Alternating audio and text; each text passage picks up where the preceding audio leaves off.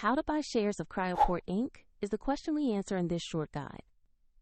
CryoPort is a cold chain logistics company for biopharma, trading on NASDAQ under the ticker CYRX.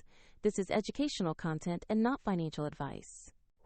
You need a broker to place stock trades, and I will use eToro as an example to show the steps.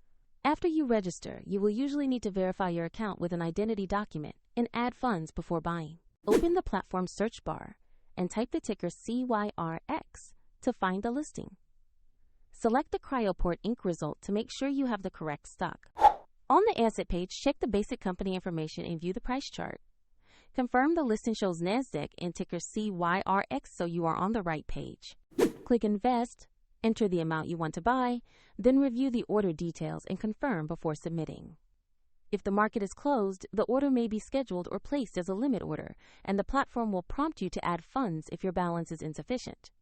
Once executed, your position will appear in your portfolio where you can monitor it. A link to the eToro example is in the description if you want to follow the same steps.